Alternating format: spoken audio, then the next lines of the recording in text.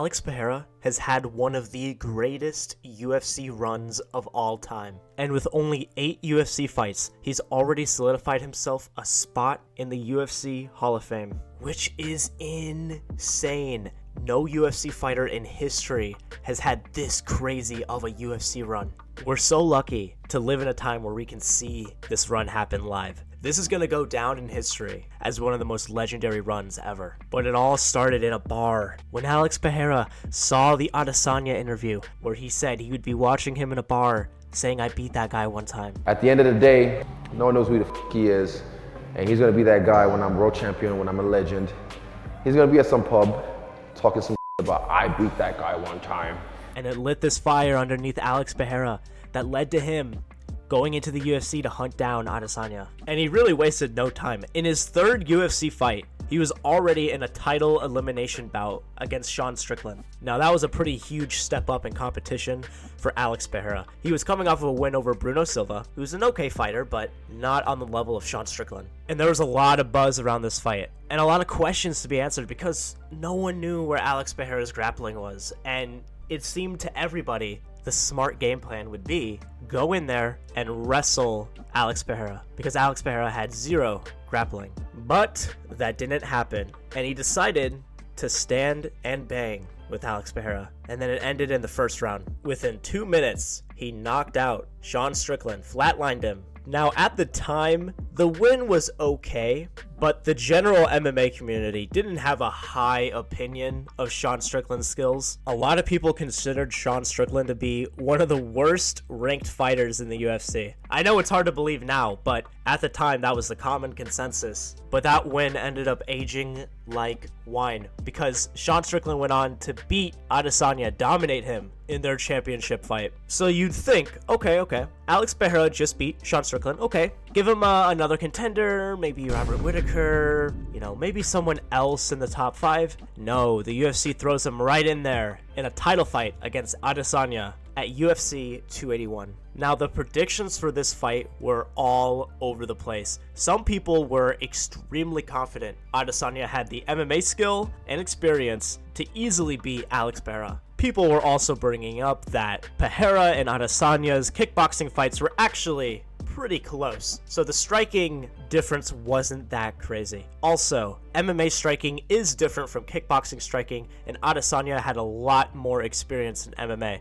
so most people were picking Adesanya, but there was a pretty large vocal crowd rooting for Alex Pereira and giving reasons why Alex Pereira would win. And look, I'm not gonna lie, I wanted Pereira to win, but I didn't really see his path to victory. So then the fight finally happened, and it was pretty blackpilling for the Alex Pereira fans. The fight was 3-1 on all of the judges' scorecards going into the 5th round. And earlier in the fight, Adesanya rocked Alex Pereira badly, so it wasn't looking great. But then it happened, and Alex Pereira knocked out Adesanya. He literally shocked the entire world. I remember my exact reaction to that finish. I was freaking out. I couldn't believe it. And the story was perfect. Alex Pereira beat him 2 times in kickboxing and then follows him into MMA and then beats him in MMA. He takes his UFC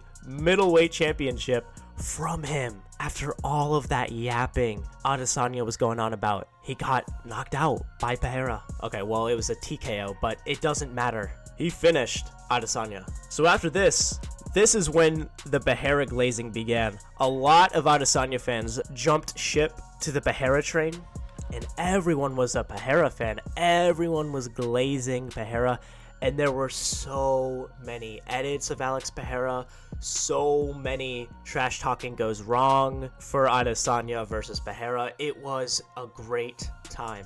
But because Adesanya was a dominant middleweight champion, he had an instant rematch. So Adesanya versus Pereira 2 was announced for UFC 287. Now, with all of the Alex Pereira glazers, no one was really giving Adesanya a chance in this fight. Everyone thought it'd be a repeat of the first fight. And it makes sense because Adesanya would have to be perfect for every single second of the fight because he could get caught at any moment and then get finished again. People were really worried about Adesanya's confidence going into this fight. I mean, who wouldn't be shook? This guy that you were making fun of, saying he was in a bar, saying that he beat you one time, follows you into MMA, takes your belt, and now every single MMA fan is hating on you, clowning you, making fun of you. 99.9% of people would not be able to handle that pressure. But I guess Adesanya knew something we didn't, and he really locked in for this fight. So, fight day finally comes around,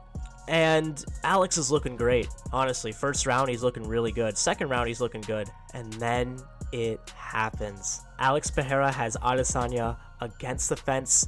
He's landing hard shots to the body, to the head. And then Adesanya catches him, counters him, and knocks him out cold. Now, I'll admit, this was a huge step back for Pereira. But look, if you're a Pereira fan, even if you're the biggest Pereira glazer, you have to admit, Adesanya knocking him out was a legendary moment in the UFC. So a lot of the fans that jumped on the Pereira train jumped right back on the Adesanya hype train after this fight. But shockingly, there were still a lot of people that stayed on the Alex Pereira hype train, which was interesting. I remember I was shocked. I thought a lot more people would turn on Alex Pereira, but it makes sense. I mean, Alex Pereira has a great personality. Even though he doesn't really speak English, he's very wholesome, very nice, and he's surprisingly super funny as well. So it makes sense why people would love him, but the MMA community is really harsh, so I thought he was gonna get more hate, but he actually got a lot of love, which was shocking to me. So after getting brutally KO'd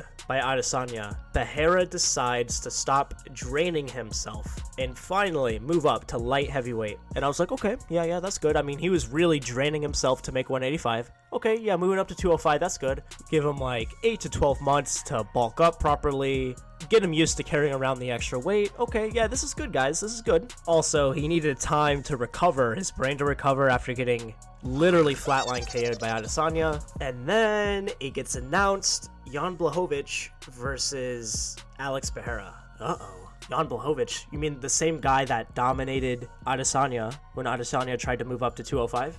That guy with the ground game that was good enough to completely shut down Adesanya, and in turn, Adesanya was able to take down Pereira and control him on the ground. Yeah, I'm not gonna lie, I didn't think Pereira was gonna win this fight at all. I thought he had zero chance. I thought this was the worst matchup they could have made for him at light heavyweight. Also, 3 months after getting flatline KO'd by Adesanya, what? Are you kidding me? Also, 3 months, that's not enough time to properly bulk up to 205. I know Pereira walks around heavy, but he still had to keep his weight down for 185.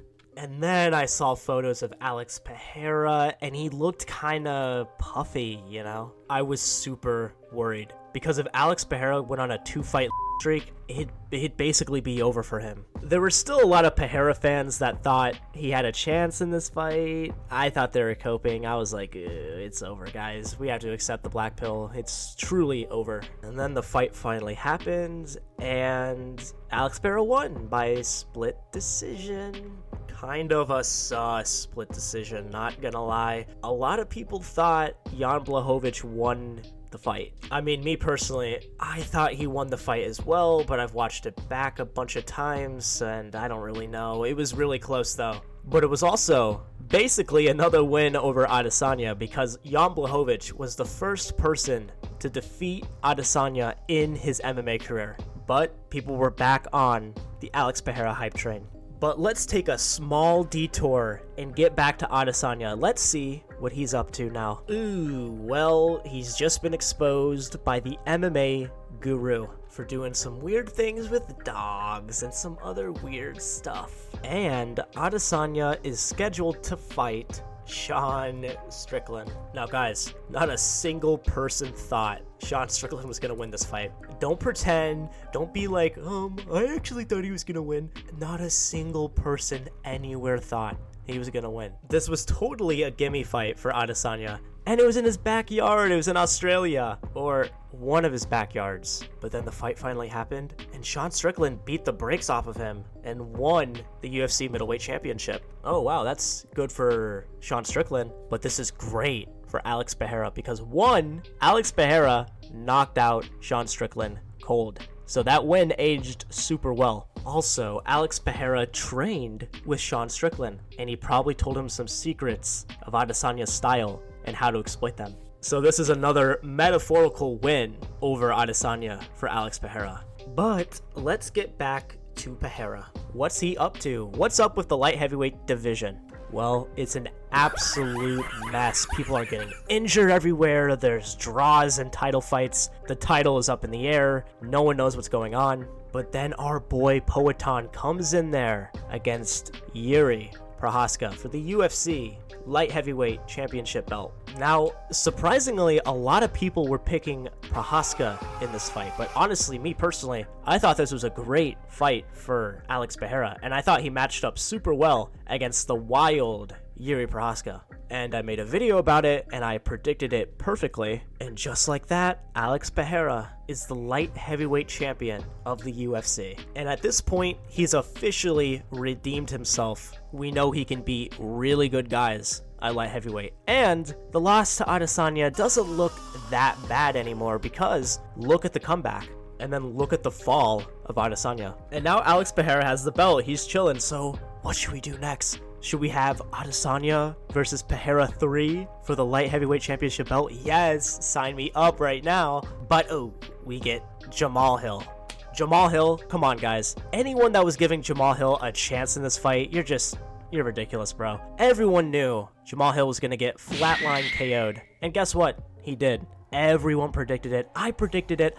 I don't want to even take credit for my prediction because it was so obvious. So yeah, of course, Alex went in there, knocked him out in the first round. Easy, literally easy. So yeah, that's where Alex Pereira is right now. 7-1 in the UFC. He beat Adesanya the first time, won the UFC middleweight belt. He beat Yuri Prochazka for the UFC light heavyweight championship, and he's defended his UFC light heavyweight championship belt against Jamal Hill. So he's chilling, he's doing really well. So I'm excited to see where Alex Pereira goes in his future. I hope he moves up to heavyweight at some point. Maybe he fights Tom Aspinall, John Jones, and if he's able to beat them and win the heavyweight championship belt, bro, he's the GOAT. He's literally the GOAT of MMA. But hey, we just have to wait and see. So yeah, what do you guys think about this career retrospective? Do you think Alex Pereira has done enough to secure a Hall of Fame spot in the UFC? What more does this guy have to do to become the UFC GOAT, the greatest of all time? Let me know in the comments down below. If you enjoyed this video, please like, comment, and subscribe to the LSFC YouTube channel. Thank you so much for watching this video. I hope you have a great rest of your day. Goodbye.